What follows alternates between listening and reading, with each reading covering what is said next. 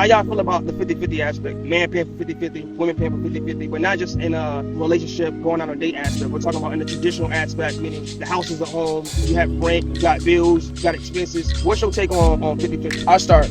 So, okay, for me personally, I think the 50-50 is a modernized way of thinking of the man in 2025. I think 50-50 has been modernized to the ideal that the man is not supposed to be the provider anymore. And I think it's taken away from men actually working hard and paying for, a lot of things that men was supposed to pay for. I think you got to remember back in the days, women didn't work back in the days. Women weren't providers back in the days. Women weren't even allowed to have jobs back in the days.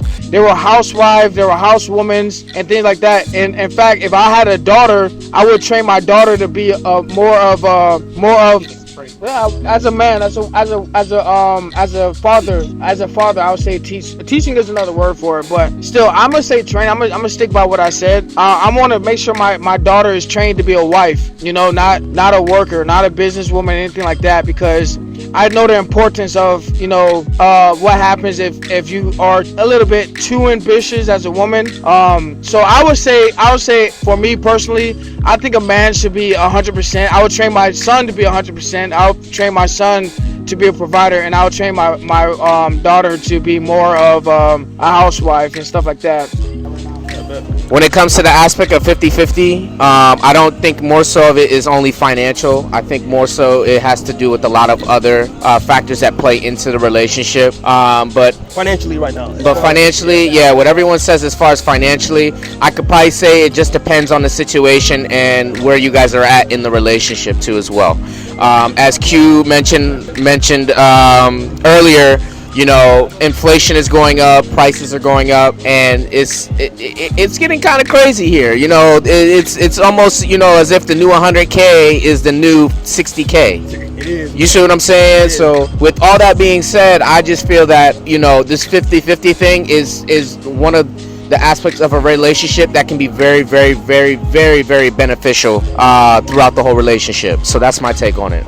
So my take on it, I feel like first and foremost, you need to communicate what your goals are as a man to whoever you're dating, your significant other. Once you communicate that, figure out what your income is and what reality is. Okay, so right now the average income for Americans right now in a two household is $84,000 a year. Okay, my thing is two is always better than one. It doesn't have to be technically 50-50. It can be kind of split if it needs to be. But if you think, I'm sorry, we're going into that. You're not always going to be 50-50 as well. 50-50. Sometimes your partner is going to have to do 75, and then you're going to have to do the 25. Yeah. And then vice versa. It's just all a matter of teamwork. But yeah, go ahead. Exactly. A man's goal is to provide, right? So the best thing you can possibly do is have your wife, your girl, stay at home while you make all the money. But reality is, how inflation goes up, how the average income is, it's really not beneficial to have one particular income in the household. Two is always better than one. As a partnership, you guys want to partner together to build wealth. So yes, you can do 50-50. You can split it if you want to. I do think splitting incomes can be better, but the end goal to me is to have the man pay for the majority of everything if you can. If and you then, can't, and be then, realistic. Be realistic with the income that you guys make. And them